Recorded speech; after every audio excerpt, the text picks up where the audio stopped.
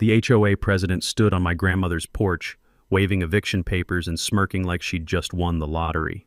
What she didn't know? I owned the lake she was staring at, and the only parking lot her precious neighborhood could use. I'm Ezra, and 3 months ago I thought I was about to lose everything my family built. This woman, Brenna Caldwell, had decided my rustic cabin was an eyesore that didn't belong in her perfect little community.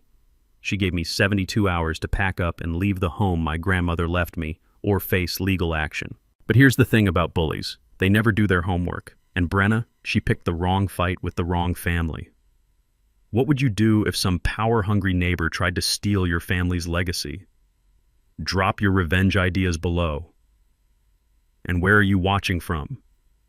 I bet your HOA horror stories are just as wild. Share them in the comments. Let me take you back to where this war started. 2 years ago, I inherited my grandmother Opal's lakefront cabin after she passed at 91. This wasn't some fancy vacation home. It was a sturdy sanctuary built in 1963 from local cedar, where 3 generations of my family had found peace. Opal always chuckled and called it her worthless swamp land, winking like she was sharing the world's best inside joke. I used to think it was just her humble way. Turns out grandmother was playing chess while everyone else was playing checkers. After my divorce imploded my corporate life, I traded my downtown consulting office for remote tech work and actual sanity. The cabin sits on what the tax records claimed was 2.3 acres of pine forest and marsh. Every dawn brought the haunting call of loons echoing across mirror-still water. I'd sip coffee watching prehistoric blue herons stalk fish in the shallows, their movements so deliberate they seemed choreographed. Evenings found me on the weathered dock, bare feet dangling in water so clear you could count stones 20 feet down. Those old dock planks, worn silk smooth by decades of family gatherings, felt like coming home to myself. But paradise always attracts parasites. 3 years ago, developer Randy Morrison finished Lakeshore Estates, 47 identical McMansions that sprouted around our lake like some suburban infection. Most new neighbors were decent people, retirees escaping city noise, young families chasing the same peace I'd found. But every neighborhood gets its dictator, and ours came wearing designer tennis whites. Brenna Caldwell arrived from some cookie-cutter suburb in her spotless BMW, looking like she'd stepped off a country club magazine cover. Within 6 months, she'd anointed herself queen of the Waterfront Improvement Committee. Her reign of terror started with the sweet, elderly Kowalskis, who got slammed with a $300 fine for refusing to paint their charming garden shed bureaucratic beige. Then she targeted Vietnam veteran Chuck Martinez, demanding he remove his unauthorized American flagpole or face $50 daily until compliance. The sound of her designer heels clicking across pavement became our neighborhood's air raid siren.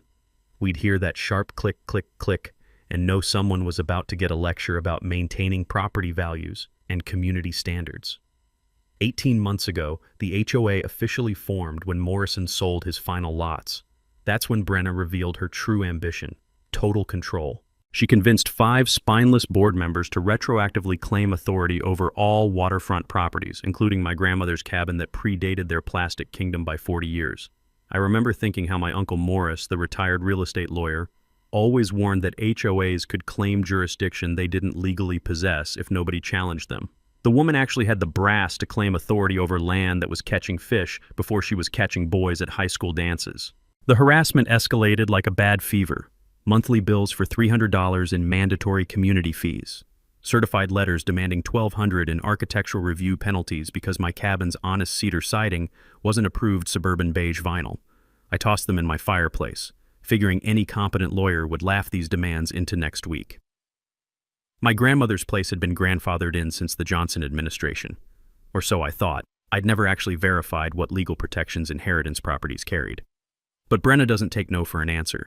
She hired some ambulance-chasing attorney who probably got his degree from a Cracker Jack box, filed bogus liens against my property. When that failed, she had the audacity to research my divorce records, painting me as some unstable drifter who posed a threat to community harmony.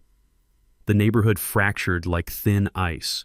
Brenna's compliance cult had maybe 12 hardcore believers, people so desperate for suburban perfection they'd sell their souls for matching mailboxes. Another 18 residents quietly supported me but stayed silent after watching Brenna destroy the Kowalskis and Chuck. The rest just wanted peace and couldn't understand why anyone cared if my cabin looked rustic instead of ridiculous. Then came that crisp Tuesday morning when Brenna strutted up my front steps, designer heels drumming against grandmother's time-worn pine boards like a war march. She clutched those eviction papers like Moses carrying tablets, her expensive perfume failing to mask the stench of pure entitlement. Standing there watching this tennis outfit tyrant lecture me about standards on land my family had claimed before she was born, I remembered grandmother's mysterious smile whenever she'd mention her worthless swampland. Time to discover what she'd really left me. The next morning, I stood in my kitchen watching Brenna's BMW gleaming in what everyone assumed was the community parking lot, sipping coffee that tasted like liquid vengeance. This woman had seriously underestimated who she was messing with.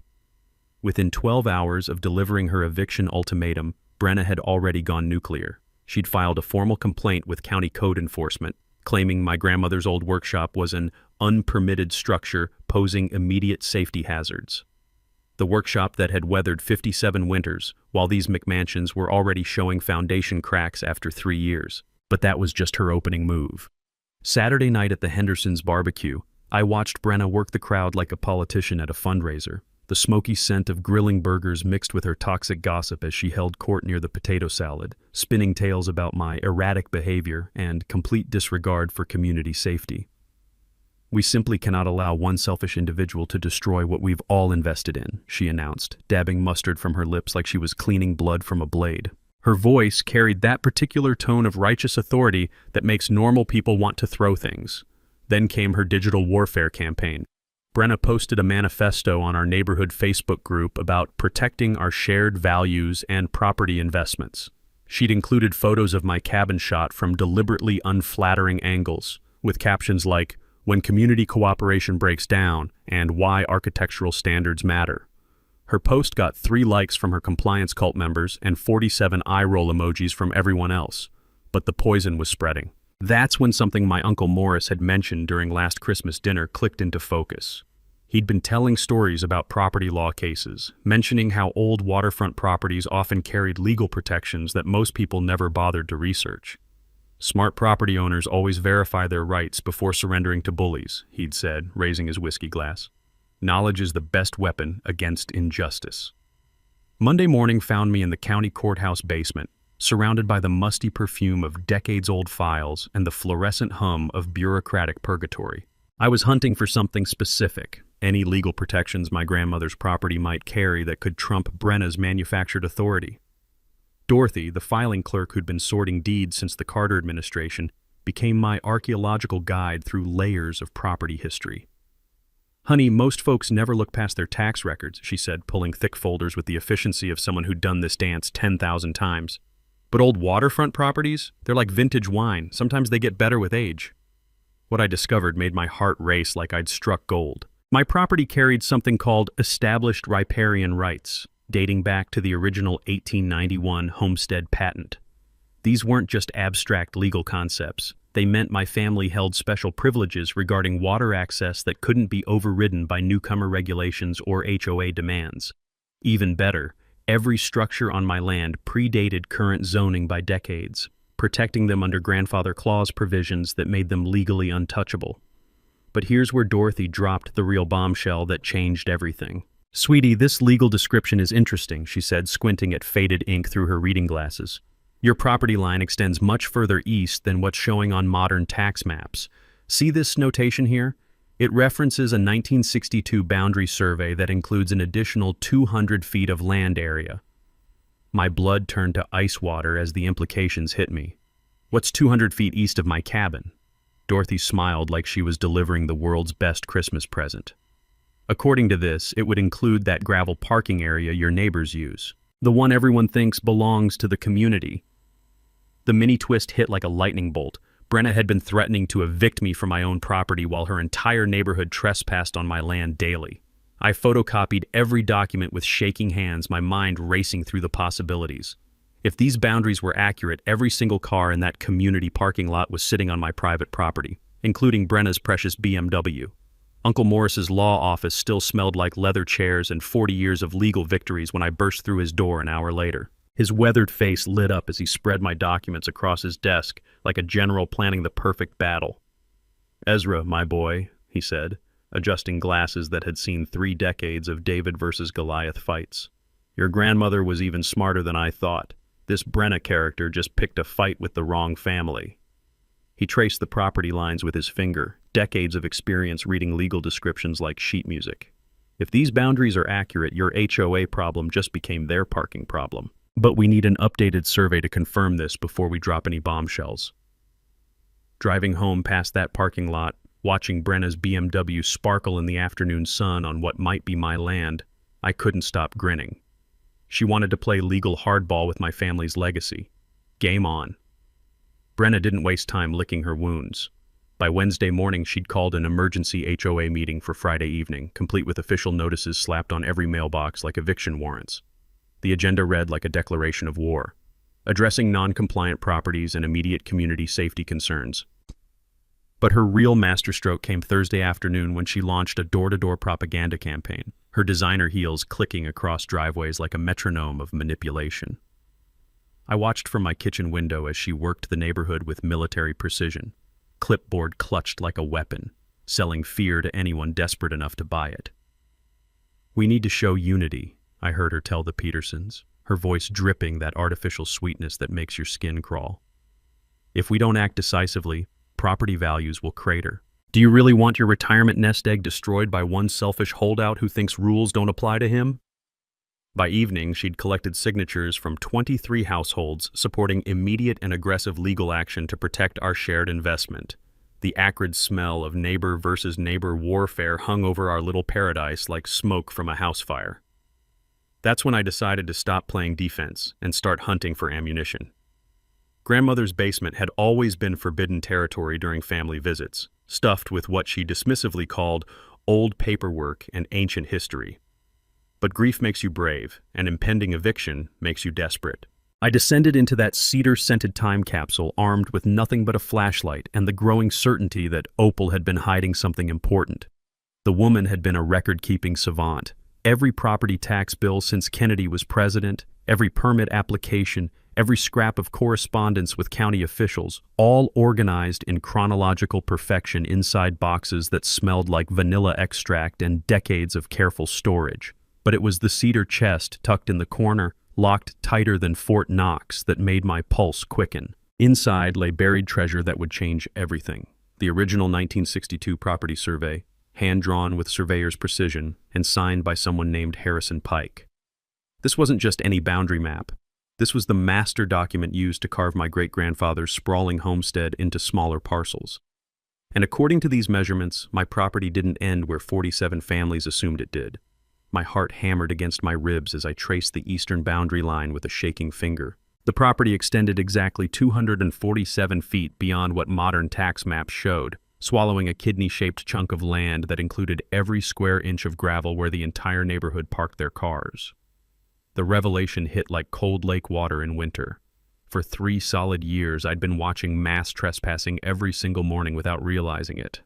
Every BMW, every minivan, every work truck that crunched across that gravel lot was sitting on my private property. But 60-year-old surveys might not survive modern legal scrutiny without professional backup. Friday morning found me begging Dylan Pike, Harrison's son who'd inherited the family business, to squeeze in an emergency boundary verification. "Dad always said that homestead division created some interesting complications," Dylan told me, loading GPS equipment that looked like it belonged in a NASA mission. His weathered hands moved with the confidence of someone who'd been settling property disputes since he could hold a measuring tape. "Original surveys like yours often reveal surprises that got buried when counties went digital in the 90s. 3 hours later, Dylan's space-age equipment confirmed what grandmother's faded ink had claimed. My eastern boundary sliced straight through the heart of community parking. "This is bulletproof," Dylan announced, downloading coordinates that would detonate Brenna's little kingdom. "Your property line cuts right through that parking lot. I'd estimate about 15 prime spots sit entirely on your land, plus the main entrance access road." The mini twist exploded in my brain like a firework. Brenna had spent weeks collecting signatures demanding my eviction while her entire army of supporters committed daily trespassing on my property. But Dylan wasn't finished dropping bombshells. "There's something else your grandmother left you," he said, cross-referencing measurements against historical water records he'd pulled that morning. "This survey includes riparian boundaries that extend into the lake itself. Looks like your family owns more than just the parking lot." He pointed toward the water where a dozen boats bobbed peacefully at their moorings. "See those dock slips everyone's been renting from the HOA? They're sitting in water that legally belongs to you." My mind reeled as the implications crashed over me like a tsunami. Not only did I own the parking lot, I owned the lake bottom where every boat in the neighborhood was anchored. The HOA had been collecting slip fees for 3 years on water that belonged to me. Friday evening arrived heavy with the promise of warfare. The community center crackled with tension as 42 residents squeezed into folding chairs, the air thick with nervous energy and burnt coffee. Brenna commanded the front of the room like a general addressing troops before battle, armed with her petition and delusions of authority. "Tonight, we take our community back," she declared, her voice carrying the kind of righteous fury that starts crusades. I sat in the back row, grandmother's survey burning like dynamite in my lap, watching this woman orchestrate my destruction while literally standing on my stolen land. Time to teach everyone a lesson about doing homework before picking fights. The weekend after Brenna's war council brought psychological warfare that would have made dictators jealous. Saturday morning, I woke to find a Channel 7 news van parked in what I now knew was my parking lot, complete with a blonde reporter practicing her deeply concerned citizen expression in the side mirror. Brenna had weaponized local media, spinning a masterpiece of fiction about a dangerous squatter situation threatening community safety. The reporter, a fresh-faced kid named Jessica who looked like she'd gotten her journalism degree from a Cracker Jack box, devoured every syllable of Brenna's Oscar-worthy performance. "This individual has repeatedly violated community safety standards and shown complete contempt for his neighbor's well-being," Brenna declared to the camera, gesturing toward my cabin like she was identifying a biohazard. The morning breeze carried her voice across the water, poisoning the air with manufactured outrage. But that theatrical performance was just her opening act. Sunday evening delivered the real psychological torture, Brenna's neighborhood safety patrol. 6 clipboard-wielding volunteers began documenting my every breath like I was under federal surveillance, photographing me checking mail, recording timestamps when I left for groceries. The sharp crunch of their footsteps on my gravel driveway became the soundtrack to my personal police state. Monday morning brought her nuclear option, a restraining order petition filed with theatrical flair at the county courthouse. According to her sworn statement, I'd made threatening remarks about property boundaries and exhibited increasingly erratic behavior that endangers community members. The woman had actually convinced 3 neighbors to commit perjury for her crusade. The Williamses, who owed her money from some bogus committee fundraiser, and Mrs. Bennett, who lived in terror of losing her perfect lawn award, had provided sworn statements about my hostile attitude threatening their quality of life and property values. That's when I stopped gathering intelligence and started deploying weapons of mass destruction. During my divorce proceedings, Uncle Morris had taught me the golden rule of legal warfare. When someone builds a case against you, you better build a fortress against them. While Brenna played neighborhood prosecutor, I was researching the one discovery that could obliterate her entire kingdom, who actually owned the lake that gave Lakeshore Estates its multi-million-dollar appeal. The State Water Management Department felt like archaeological expedition headquarters. Endless filing cabinets stretching back generations, staffed by civil servants who'd been tracking water ownership since the Ice Age carved the first lake beds. "Most folks assume all lakes belong to the state," explained Margaret, a 40-year department veteran whose gray hair had witnessed more water rights battles than the Supreme Court. "But lakes can remain privately owned if they meet specific historical criteria and were never formally transferred to public management." What those dusty files revealed made my entire body tremble like I'd grabbed a live electrical wire. Our lake, all 47 crystal-clear acres that every single Lakeshore Estates resident used for swimming, boating, fishing, and bragging to their suburban friends, had never been transferred from private ownership to state control. When my great-grandfather's homestead was divided in 1962, the water rights stayed attached to the main parcel. My parcel. I didn't just own waterfront property, I owned the entire fucking lake. Every morning when neighbors launched their boats, they were trespassing on my water. Every summer evening when families splashed at the community beach, they were swimming in my private lake. Every boat slip fee the HOA had collected for 3 years, $200 monthly per slip times 23 boats times 36 months, That was $165,600 in stolen rental income from water that belonged to me. The mini twist exploded in my brain like a supernova. Brenna wasn't just running a harassment campaign, she was operating an illegal commercial enterprise on my private property. But the water rights documentation revealed something even more devastating to her little empire. The HOA had been advertising boat slips to prospective residents as a premier community amenity included with membership. They'd been using my lake as their primary selling point, inflating property values with my water while simultaneously trying to evict me for being an architectural eyesore. Tuesday afternoon, Dylan and I mapped every square inch of my underwater empire using sonar equipment that looked like it belonged on alien spacecraft. The boundaries were ironclad. I owned every foot of lake bottom, every inch of shoreline except for tiny slivers directly touching other properties. "This is absolutely unprecedented," Dylan said, reviewing measurements that would rewrite our entire community's understanding of reality. "Your grandmother left you control over the one asset this whole neighborhood depends on for their lifestyle, their property values, their entire identity." Wednesday brought Brenna's final desperate escalation. She'd scheduled an emergency community meeting for Friday night, but this time she'd invited County Sheriff Martinez to maintain order during discussions of criminal trespassing charges. The woman was planning to have me arrested at my own kangaroo court trial. Her flyer, distributed like propaganda leaflets to every mailbox, read like a terrorist alert. "Final community meeting regarding dangerous non-compliance. Sheriff's Department will attend to ensure public safety." Thursday evening, I sat on my dock watching sunset paint my lake in shades of gold and crimson, surrounded by boats anchored in my water while cars rested on my land. Tomorrow night, Brenna would attempt to destroy me in front of the entire community. She had absolutely no idea I was about to reveal that I owned everything that made her neighborhood worth living in. Friday morning arrived crackling with electricity, and I knew it was time to unleash the nuclear option. Uncle Morris met me at his office at 7 a.m., the scent of fresh coffee mixing with decades of leather-bound legal victories as I spread my arsenal of documents across his battle-scarred mahogany desk. "Sweet Mother of God, Ezra," he breathed, his weathered hands trembling slightly as he absorbed the magnitude of what grandmother had left me. His 40 years of property law experience had never prepared him for anything this spectacular. Your opal wasn't just smart, she was playing interdimensional chess while everyone else was playing rock, paper, scissors. We spent 3 hours dissecting every document like surgeons, Morris's excitement building with each revelation. His reading glasses fogged with anticipation as he cross-referenced boundary surveys with water rights, his calculator working overtime to quantify the scope of my inheritance. But then he discovered something that made even his seasoned lawyer's composure shatter completely. "Jesus Christ on a pogo stick," he whispered, pulling out receipts and financial records I hadn't even noticed in grandmother's files.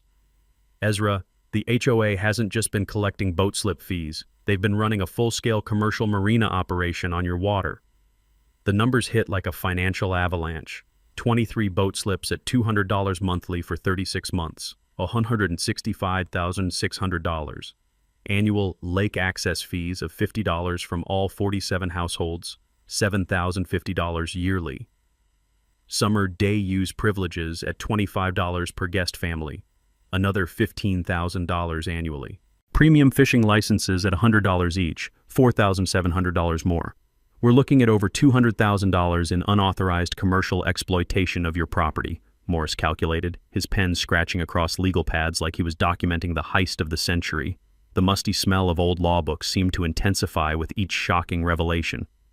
In legal terms, that's not just trespassing, that's conversion, unjust enrichment, commercial theft, and potentially criminal fraud.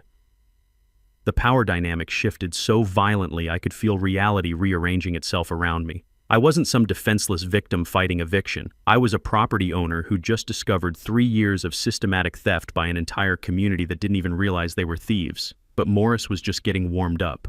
"There's something even more devastating," he said, spreading property tax records across his desk like a general planning the perfect siege. "Look at how every single house in Lakeshore Estates has been assessed for tax purposes." His finger traced columns of numbers that told an incredible story of community-wide deception. Every property in the development had received substantial tax reductions for being classified as lakefront community residences with shared water access privileges. The county had been giving residents collective tax breaks worth hundreds of thousands of dollars based on their assumed legal right to use my water. Your neighbors have saved roughly $300,000 collectively in property taxes over 3 years because the county believed they had legitimate lake access, Morris explained, his voice rising with the thrill of discovery. But that access was never legally granted. It was just assumed when the development was platted. The revelation struck like lightning splitting an oak tree. Not only had the HOA stolen massive rental income from my property, but every single neighbor had been fraudulently receiving tax benefits based on water access they had no legal right to claim. I wasn't fighting one delusional HOA president. I was sitting on evidence that could expose an entire community's unwitting participation in tax fraud and property theft. "Here's our battle plan," Morris declared, his strategic mind shifting into full warfare mode. "Tonight, we let Brenna hang herself with her own rope. Then we drop the parking lot bombshell. But we save the lake ownership revelation for the nuclear option, only if she refuses to negotiate reasonably." He leaned forward, 4 decades of David versus Goliath battles gleaming in his eyes like distant lightning. "Because once we reveal you own that lake, everything changes forever. Every property value, every tax assessment, every boat slip, every summer barbecue, it all becomes subject to your personal approval." The crushing weight of that responsibility settled on my shoulders. I could obliterate every property value in the neighborhood with one legal filing, or I could use this leverage to build something better for everyone. Grandmother hadn't just left me property, she'd left me the power to reshape an entire community's destiny. The next 6 hours felt like preparing for the legal equivalent of D-Day. Uncle Morris transformed from sleepy, semi-retired country lawyer into a strategic war general, his cluttered office becoming mission control for what he kept calling the most beautiful property rights revenge story of his 40-year career. "Listen up, soldier," Morris barked, pulling out his ancient Rolodex that looked like it had survived 3 wars and a nuclear apocalypse. "We're not just fighting one delusional HOA president tonight, we're establishing a new community power structure. This requires precision, witnesses, and enough legal firepower to make the Supreme Court weep with joy." The acrid smell of fresh ink and nervous excitement filled his office as our first recruit arrived. Dylan burst through the door with surveying equipment that could measure property lines to spacecraft precision, his weathered face glowing with the anticipation of someone about to witness legal history. "I've staked your visible boundaries with orange flags bright enough to be seen from orbit," Dylan announced, spreading official maps across Morris's desk like a general planning the perfect siege. "Anyone driving into that parking lot tonight will see exactly where their trespassing begins. No wiggle room, no confusion, no excuses." But Morris had recruited an even deadlier weapon.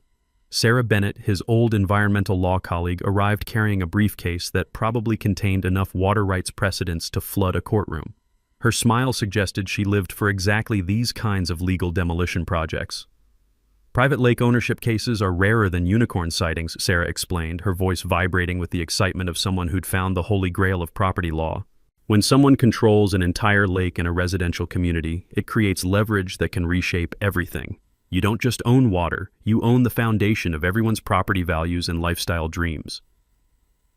Then Garrett knocked on Morris's door, and everything got exponentially more interesting. My quiet neighbor from 3 houses down had been conducting his own surveillance operation that would have impressed the CIA. His garage workshop smelled like sawdust and righteous anger as he revealed boxes of evidence that made my discoveries look like amateur hour. "I've been documenting Brenna's corruption for 8 months, Garrett said, pulling out folders organized with military precision that made my heart race. Financial records, recorded threats, photographs of trespassing incidents, even phone recordings of her admitting to inflating legal costs and skimming HOA funds for personal expenses. The evidence was devastating. Brenna had been claiming her BMW lease payments as community transportation expenses. Her country club membership was filed under professional development for HOA leadership. Last month's supposed $2,400 emergency legal consultation had actually cost the HOA $800, with Brenna pocketing the $1,600 difference. "She's been treating the HOA treasury like her personal ATM," Garrett continued, his quiet voice carrying the cold fury of someone who'd been watching injustice for too long. "I estimate she's embezzled over $15,000 in the past year alone." My chest tightened with a mixture of rage and anticipation. Brenna wasn't just a power-hungry neighbor, She was a common thief who'd been stealing from everyone while playing innocent victim. Morris orchestrated our battle strategy with the precision of someone who'd spent decades turning David into Goliath slayers. I would present the parking lot evidence first, shocking but not nuclear. Sarah would handle water rights law explanations in terms neighbors could understand. Dylan would provide real-time GPS demonstrations that couldn't be argued with. Garrett would document everything while keeping corruption evidence in reserve. Remember the golden rule of legal warfare, Morris coached as we rehearsed our presentation. We're not there to destroy people. We're there to establish justice and offer solutions that benefit everyone except the criminals. The moment we appear vindictive, we lose the moral high ground that makes victory inevitable. During my crash course in property law that afternoon, I'd learned things that every property owner should know, but most never discover. Old properties often have boundaries that differ significantly from tax records. Always get actual surveys, not assumptions. Water rights can be privately owned even when everyone assumes they're public. Research before you pay fees to use water that might belong to someone else. Most importantly, when facing legal harassment, professional documentation and evidence gathering beat emotional reactions every single time. Sarah had researched market rates that would make our settlement offer irresistible. We'd propose parking at $25 monthly per household, below market rate. Lake access at $100 annually per family, an absolute steal. Boat slips at $75 monthly, incredibly generous compared to private marina rates. Your proposal needs to be so reasonable that refusing it makes Brenna look like a psychopath, Sarah advised, running calculations that would make everyone winners except corrupt officials. By 6 p.m., our legal army was locked and loaded. Morris would demolish their authority with property law. Dylan would prove boundaries with GPS precision. Sarah would explain water rights in plain English. Garrett would record everything for potential criminal proceedings. The evening air crackled with electricity as I drove toward the community center, my truck loaded with documents that would detonate Brenna's little empire. Tonight, 47 families would discover who actually owned the paradise they'd been fighting over. Brenna had wanted to destroy my family's legacy with fake legal authority. Time to show her what real legal research looked like. The weekend before our final showdown brought escalation that crossed every line of human decency. Brenna had clearly decided that if legal intimidation wouldn't work, she'd try destroying my reputation and sanity instead. Saturday morning, I discovered she'd hired a private investigator, some sleazy ex-cop named Rick who drove a dented Honda and smelled like cigarettes in desperation. I caught him photographing my cabin from the tree line, probably hoping to find evidence of code violations or dangerous living conditions he could report to the authorities. "Just doing my job, buddy," Rick said when I confronted him, his tobacco-stained grin revealing the moral flexibility that makes private investigators perfect weapons for people like Brenna. Public property, public photography rights. Except he wasn't on public property. He was standing on my land, about 50 feet into the forest that belonged to me according to Dylan's survey. I took photos of him trespassing while he took photos of my supposedly dangerous cabin, creating the kind of mutual surveillance comedy that would have been hilarious if it weren't trying to destroy my life. But Rick's amateur detective work was just the appetizer for Brenna's main course of psychological warfare. Monday brought a visit from the city's code enforcement officer, a tired-looking bureaucrat named Pete, who clearly didn't want to be there. Brenna had filed a complaint claiming my cabin posed immediate health hazards to the surrounding community because of allegedly failing septic systems and unsafe electrical modifications. Pete spent 2 hours crawling around my property with testing equipment, checking every outlet, inspecting every pipe, measuring every structural beam. The thorough inspection that Brenna had hoped would condemn my cabin instead proved it was built to standards that exceeded most modern homes. "Ma'am, I found 0 violations," Pete told Brenna over the phone while standing in my driveway, his voice carrying that special tone government employees use when they're tired of dealing with crazy people. "This property is actually in better condition than most houses half its age. Please don't file any more frivolous complaints. We have real safety issues to address in this county." Brenna's fury at this setback manifested in her most desperate move yet. Tuesday evening, she organized what she called an emergency community safety meeting at her house, inviting the 23 boat owners to discuss protecting their investments from an unstable individual who threatens everyone's property values. The warm glow from her living room windows and the sound of worried voices created an atmosphere that felt like a lynch mob planning session. Through Garrett's intelligence network, he'd befriended several reasonable neighbors who attended Brenna's meetings as double agents. I learned she was spreading rumors about my mental stability and potential for violence. She'd twisted my divorce records into a narrative about dangerous instability and claimed my refusal to comply with HOA demands proved I was potentially unstable and capable of property destruction or worse. "She's basically painting you as the neighborhood psychopath," Garrett reported Wednesday morning, his quiet voice heavy with disgust. "She told everyone you've been making threatening phone calls and talking about destroying property values for revenge." The smear campaign was working. Several neighbors who'd previously been neutral started avoiding eye contact when I checked my mail. Mrs. Patterson hurried her grandchildren inside when I walked to my dock. Even Chuck Martinez, the veteran who'd been targeted by Brenna's harassment before me, seemed hesitant to wave his usual friendly greeting. But while Brenna was busy poisoning mines, I was quietly preparing nuclear weapons she couldn't even imagine. I'd installed security cameras around my property perimeter, hidden among trees and under eaves where they could document every trespassing incident, every threatening gesture, every moment of harassment. The high-definition footage of neighbors parking on my land, walking across my boundaries, and using my lake access created an ironclad legal record that would demolish any claims about who was violating whose rights. Dylan had spent Tuesday afternoon conducting what he called forensic surveying, using GPS coordinates to document every single car that parked on my property during peak usage hours. The data was devastating. 43 vehicles regularly trespassed on my land, including Brenna's BMW, which occupied the same premium spot every single day.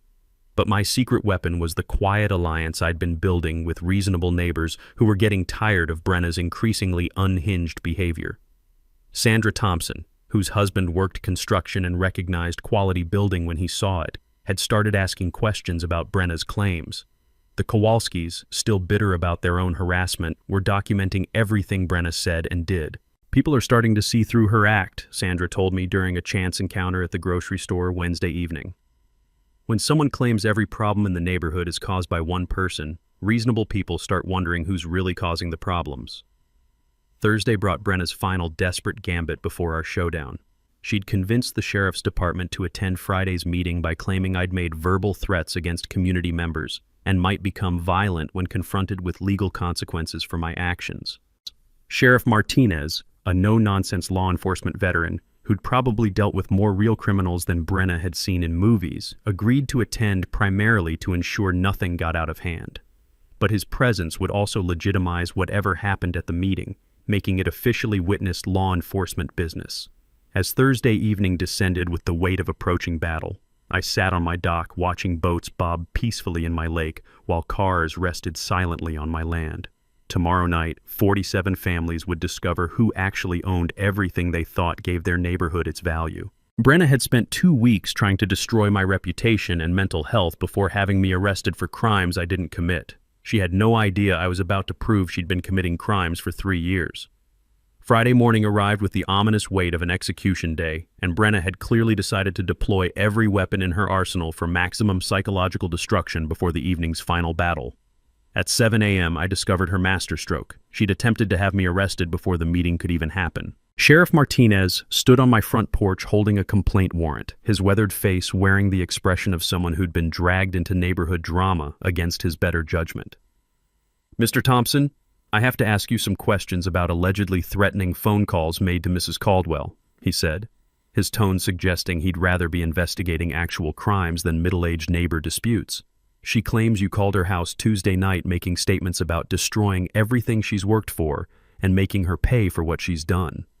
The accusation was pure fiction, but brilliant in its simplicity. If I'd actually made those calls, they could arrest me before the meeting and paint me as an unstable criminal. If I hadn't made them, which was the truth, it still planted seeds of doubt about my mental state and potential for violence. "Sheriff, I haven't called that woman once since this whole mess started," I said, pulling out my phone records that I'd learned to keep meticulously documented. "You're welcome to verify that with my phone company, but I think you'll find Mrs. Caldwell has a history of making claims that don't match reality." Martinez examined my call logs with the thoroughness of someone who'd learned to separate truth from hysteria through decades of police work. "These records show no calls to her number, ever." "Ma'am," he said into his radio, "the complaint appears to be unfounded. We'll proceed with the meeting as scheduled, but I'll be present to ensure things stay civil." But Brenna's fabricated emergency call was just her opening gambit. By 10 a.m., she'd escalated to bringing in legal muscle that looked like it had crawled out of a television commercial. Her lawyer, a sweaty man in an ill-fitting suit named Bradley Pearson, arrived at the community center early to set up what he clearly believed would be my legal execution. Through the windows, I watched him arranging documents on a folding table like he was preparing for a court trial, complete with a briefcase that probably cost more than most people's monthly rent. His presence was designed to intimidate me into surrender before I could present any defense. But Brenna had saved her most vicious attack for the hours leading up to our confrontation. She'd prepared a slideshow presentation that turned character assassination into an art form, using my divorce records, employment history, and carefully edited photographs of my cabin. She'd crafted a narrative that painted me as an unstable drifter who posed a genuine threat to community safety and property values. This individual has a documented history of conflict with authority figures, her presentation claimed, twisting my refusal to pay bogus HOA fees into evidence of antisocial behavior and contempt for community standards. Photos of my rustic cabin were captioned with phrases like structural neglect and potential safety hazard to neighboring families. The slides even included a mock financial analysis showing how my presence allegedly threatened everyone's property values, complete with fabricated statistics about non-compliant properties, reducing neighborhood worth by up to 20%. But while Brenna was busy preparing my public destruction, I was quietly assembling the evidence that would end her reign of terror permanently. My security cameras had captured something beautiful over the past week. Clear footage of Brenna herself trespassing on my property multiple times to take photographs for her slideshow. Video timestamps showed her walking 50 feet onto my land, past Dylan's bright orange boundary markers, to get the devastating cabin photos she planned to use against me. Even better, Garrett's financial investigation had uncovered the smoking gun that would destroy any sympathy she might receive. Bank records showed she'd been depositing HOA legal fund money into her personal account, then paying lawyers a fraction of what she'd collected while keeping the rest for what she'd documented as administrative expenses. Her corruption ran deeper than embezzlement. She'd been running a protection racket, threatening residents with expensive compliance actions unless they paid inflated fees that went straight into her pocket. Dylan had spent the morning creating a GPS-powered presentation that would demonstrate property boundaries in real time during the meeting. His equipment could project exact boundary lines onto the community center walls, showing everyone precisely where their cars were parked relative to my property line. But our secret weapon was the growing coalition of neighbors who'd finally seen through Brenna's manipulation tactics. Sandra Thompson had organized 12 families who were prepared to support reasonable resolution rather than continued warfare. Even some of Brenna's former allies were quietly distancing themselves from her increasingly unhinged behavior. "She's lost credibility with anyone who thinks logically," Sandra told me during a quick phone call that afternoon. "When someone claims they need sheriff's protection from a neighbor who's never even raised his voice, reasonable people start wondering who's really the problem." As evening shadows lengthened across my property, I watched the last cars arrive at the community center, parking on land that belonged to me while their owners prepared to vote on my eviction.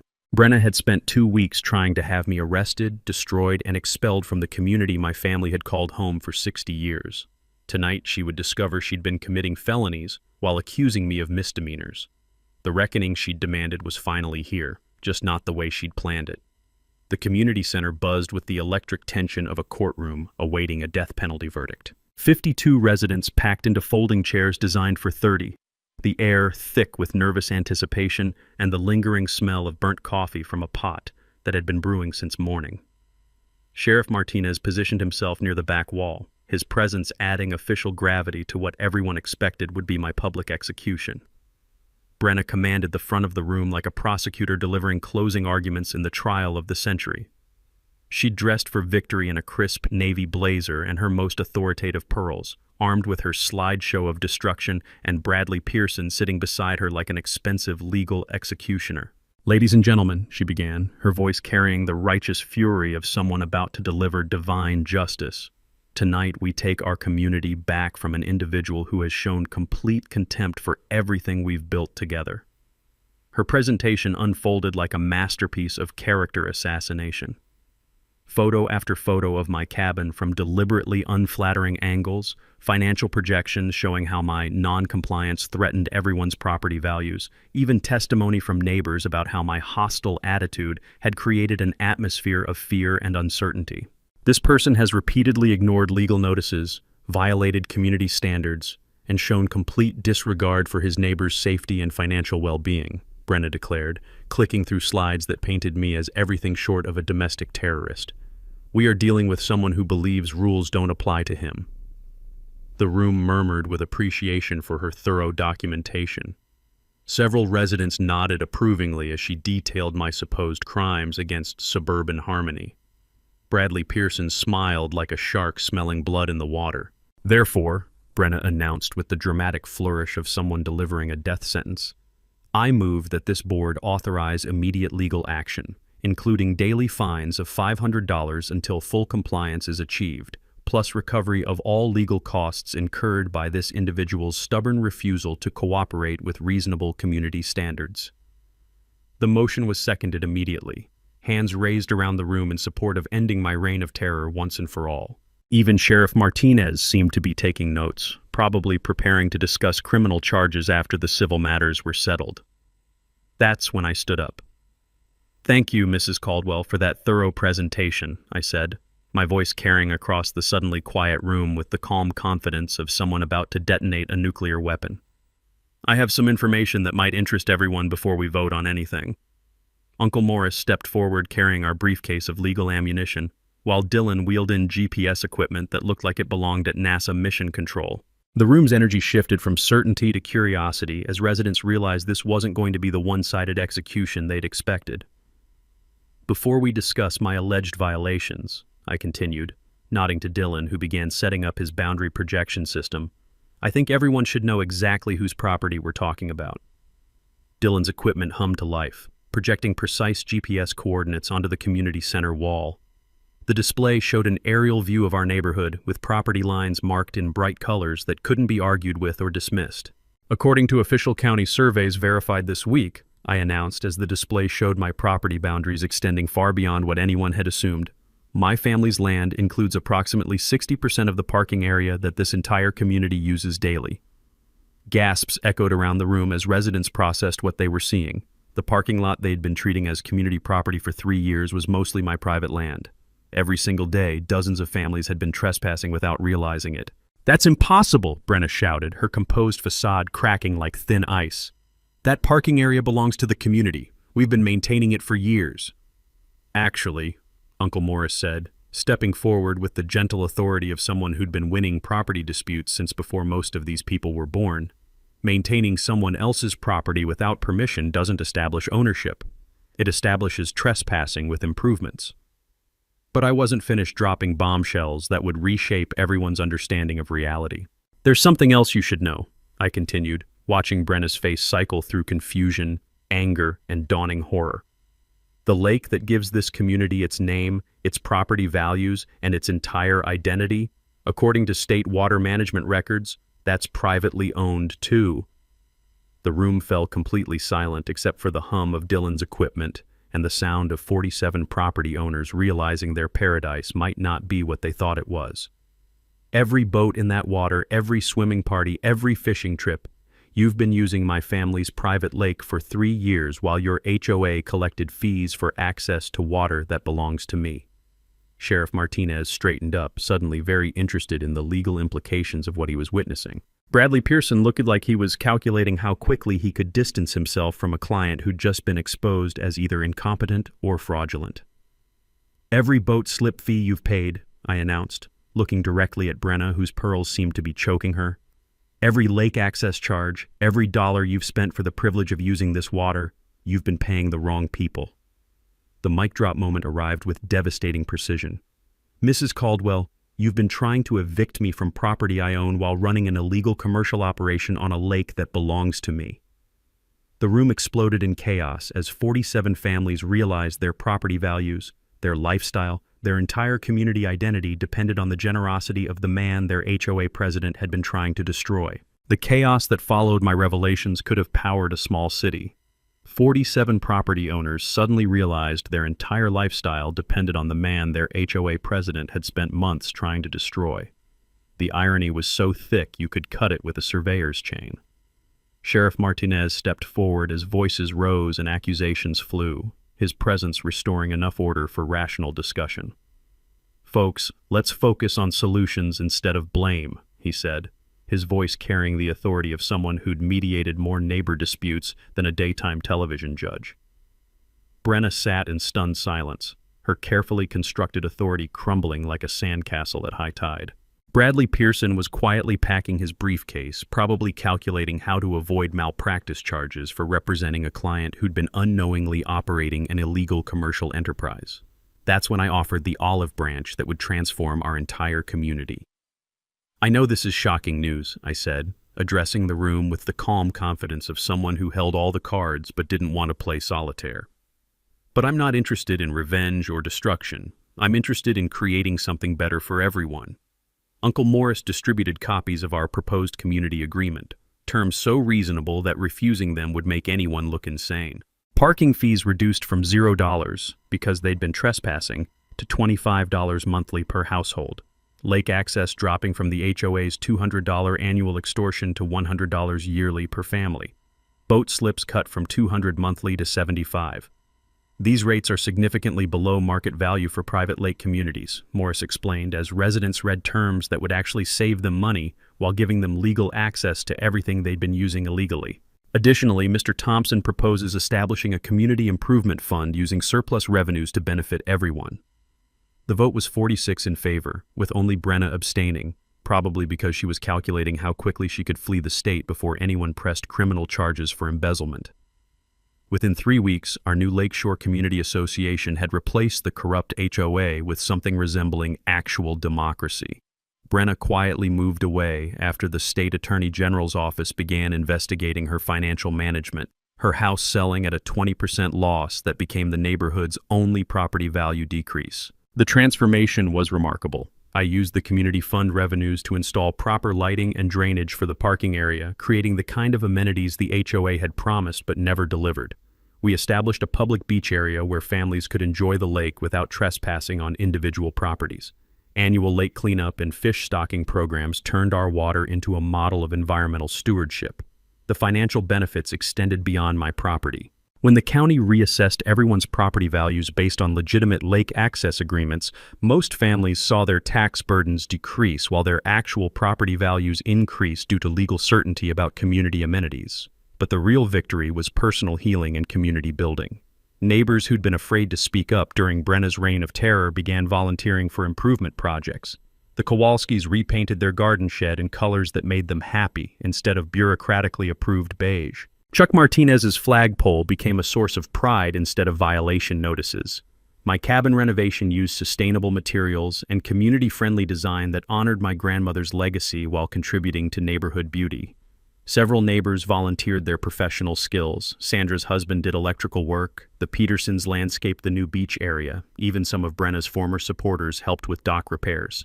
The most meaningful outcome was establishing Opal's Environmental Scholarship Fund using surplus community fees. The program provides college assistance for local students studying conservation, environmental science, or sustainable development. 3 recipients have already been selected, carrying forward my grandmother's wisdom about being good stewards of the land we temporarily inhabit. Our annual Lake Days Festival has become a regional attraction, bringing together multiple neighborhoods for celebration of community cooperation over litigation. Local newspapers featured our story as a model for resolving HOA disputes through research, documentation, and good faith negotiation instead of expensive legal warfare. Property values throughout Lakeshore have stabilized at their highest levels ever, proving that cooperation builds wealth better than conflict. Several similar communities have adopted our governance model after their own battles with overreaching HOA officials. As I sit on my dock watching sunset paint the lake in shades of gold and crimson, surrounded by the sounds of children playing at our community beach and neighbors sharing evening conversations, I understand what my grandmother really left me. Not just property, but the opportunity to build something better than what came before. Now it's your turn to share the battle scars and victory stories. Drop your HOA nightmare experiences in the comments. I read every single one, and your story might become my next episode exposing how regular people can defeat bureaucratic bullies with proper research and determination. And if you love seeing everyday heroes outsmart corrupt systems through clever legal tactics and community building, smash that subscribe button. We're creating a movement of people who refuse to be pushed around by petty tyrants with fake authority. From all of us here at HOA Stories, thanks so much for watching today's HOA Karen Meltdown. If you enjoyed seeing neighbors stand their ground and karma catch up, smash that like button, leave a comment with your thoughts, and subscribe so you won't miss the next HOA drama we bring you.